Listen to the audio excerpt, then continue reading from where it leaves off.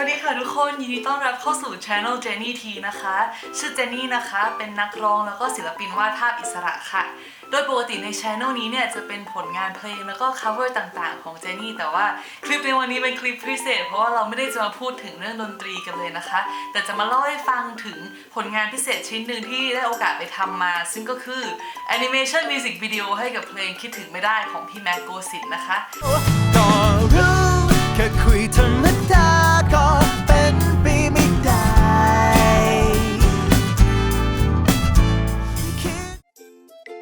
เป็น iPad รุ่น 9.7 นิ้วนะคะก็คือวาดรูปทุกอย่างบน iPad ตัวนี้เป็นโหลดแอปพลิเคชันอันนึงมาชื่อว่า Procreate ราคาประมาณ300 บาทเองแต่ว่าใช้ได้ทั้งชีวิตเลยนะคะซึ่งดีมากๆเลยจากนั้นก็เซฟเอามาใส่คอมซึ่งอันนี้เป็นคอมที่ใช้เป็น MacBook Pro รุ่น15 นิ้วของปี 2018 ค่ะโดยคอมตัวนี้เนี่ยเราก็จะใช้โปรแกรมมี After Effects เป็นหลักแล้วก็จะมี Photoshop กับ Premiere Pro นิดหน่อยค่ะซึ่งทั้งหมดเนี่ยเป็นโปรแกรมที่ได้มาจาก Adobe Creative Bundle ค่ะค่ะเพื่อไม่ให้เป็นการเสียเวลาเดี๋ยวเราจะไปชมเบื้องหลังการทำ MV ตัวนี้กันเลยนะคะ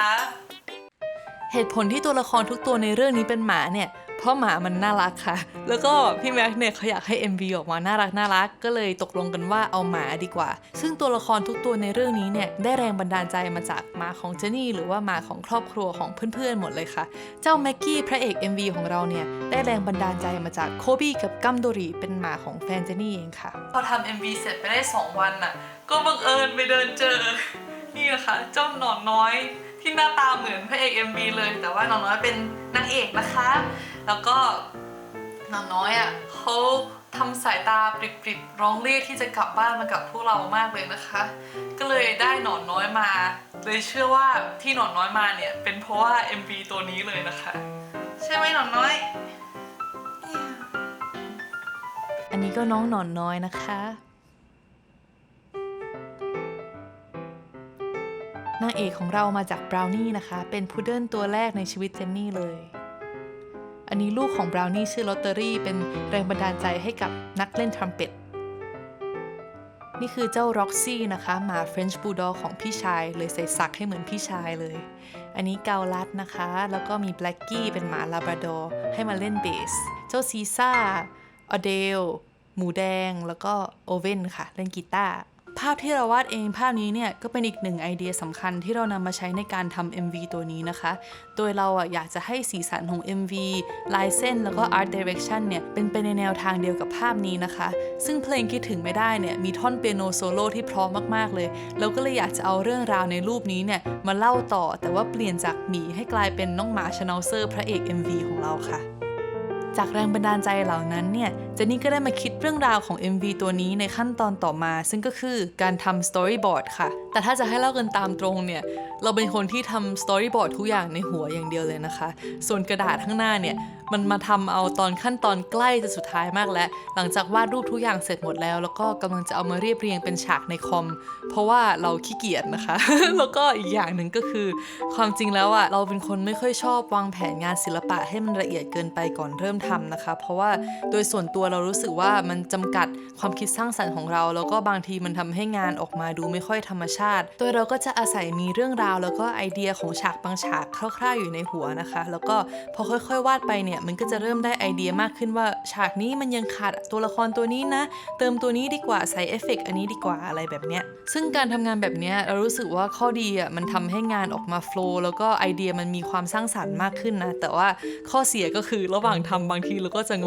งๆกับตัวเองว่าเฮ้ยนี่เราวาดถึงฉากไหนแล้วหรือถ้าเกิดงานไหนเราต้องทำร่วมกับคนอื่นเนี่ยวิธีนี้ใช้ไม่ได้แน่นอนนะคะเพราะเขาจะไม่มีทางมาเก็ตเลยว่าคุณกำลังทำอะไรอยู่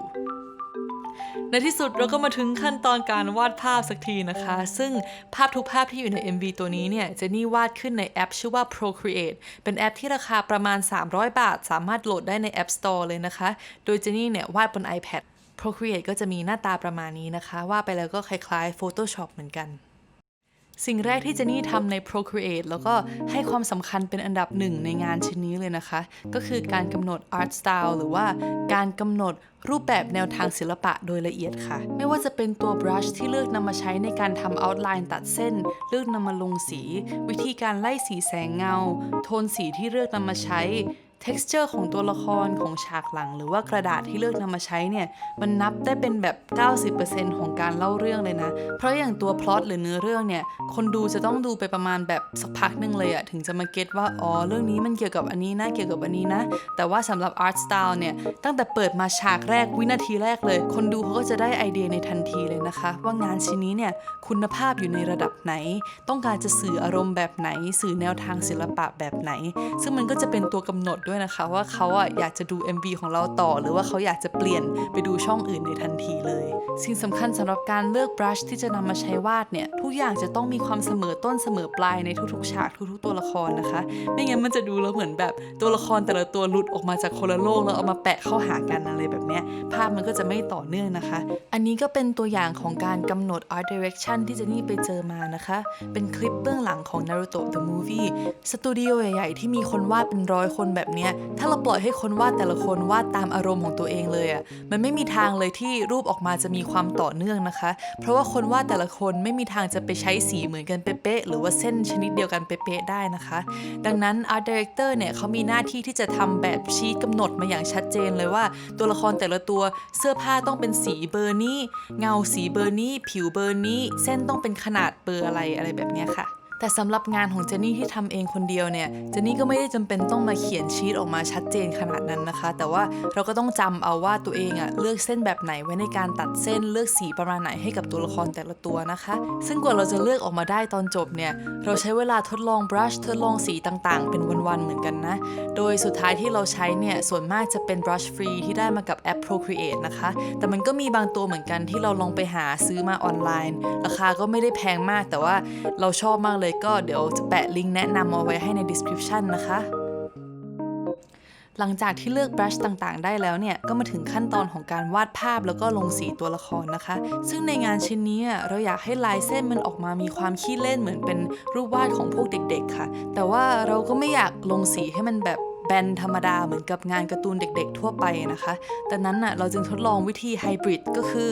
ลงลายเส้นแล้วก็ออกแบบตัวละครให้มันมีความเหมือนเด็กวาดแต่ว่าสำหรับวิธีลงสีเนี่ยเราจะใช้เทคนิคการไล่แสงเงาเหมือนแอนิเมะสำหรับผู้ใหญ่ขึ้นมานิดนึงที่มันมีความสมจริงแล้วก็ให้มันมีความ3 มิติขึ้นมาหน่อยจะได้ดูเหมือนกับว่าโลกจินตนาการใบนั้น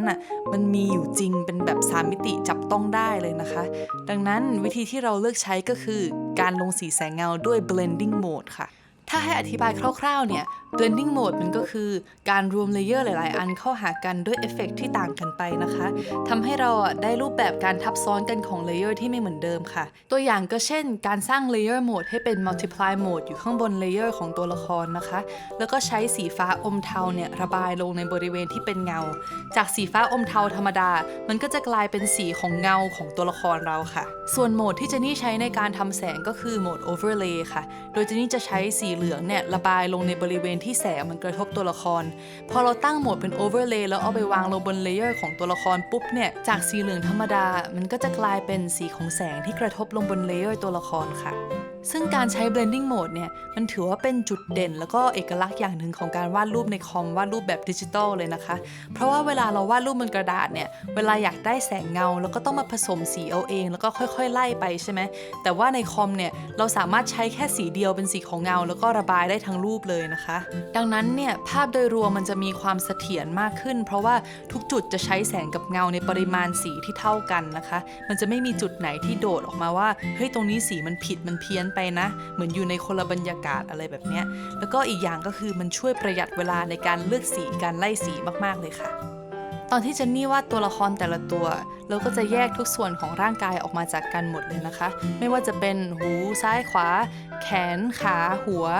ตัวลูกตาอะไรแบบเนี้ยเราจะได้สามารถเอามาทำแอนิเมชันต่อได้ง่ายขึ้นนะคะถ้าเราจะเปลี่ยนโพสของตัวละครอย่างเงี้ยแทนที่จะเริ่มวาดใหม่ตั้งแต่ต้นจนจบแล้วก็อาจจะก๊อปปี้บางส่วนมาใช้บ้างได้ค่ะโดยแต่ละส่วนของร่างกายเนี่ยมันก็จะประกอบไปด้วยประมาณ4เลเยอร์หลักๆนะคะอันแรกก็จะเป็น outline แล้วก็มีสีที่ใช้ลง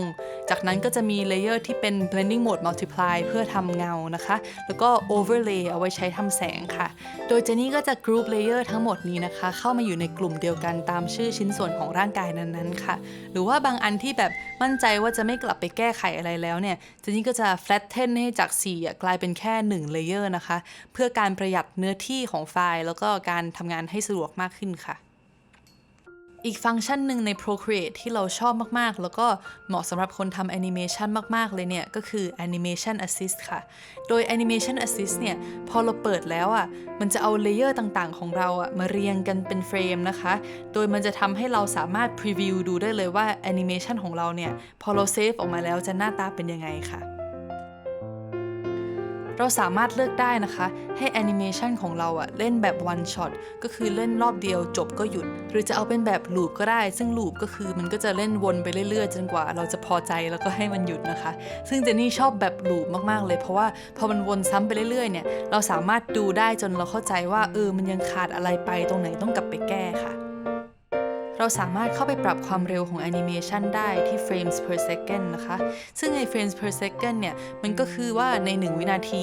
เราจะให้ภาพมันวนไปกี่ภาพกันนะคะโดยยิ่งเราเลือกจำนวนเยอะมันก็จะยิ่งไปเร็วส่วนยิ่งเลือกจำนวนน้อยเนี่ยมันก็จะยิ่งช้าค่ะฟังก์ชัน Onion Skin เนี่ยมันเป็นเหมือนกับโต๊ะไฟหรือว่า light box นะคะเวลาคนในสมัยก่อนเขาวาดแอนิเมชันลงบนกระดาษเนี่ยเขาจะเปิดไฟเอาไว้ที่ข้างใต้โต๊ะนะคะเพื่อให้เราสามารถมองเห็นภาพของกระดาษแผ่นที่แล้วได้ค่ะพอเราเอามาวาดแผ่นต่อๆไปเนี่ยเราก็จะได้มีเค้าโครงจากแผ่นเดิมเป็นไกด์ไลน์ช่วยให้เราวาดให้ลื่นไหลมากขึ้นแล้วก็ช่วยให้งานมันง่ายมากขึ้นด้วยค่ะโดยใน Procreate เนี่ยเราสามารถเลือกได้ว่าจะให้มันโชว์กระดาษแผ่นที่แล้วเนี่ยกี่แผ่นกันที่ Onion Skin Frame นะคะแล้วก็สามารถเลือกได้ด้วยว่าจะให้เส้นมันบางหรือว่าให้เส้นมันชัดขนาดไหนนะคะที่ Onion Skin Opacity ค่ะ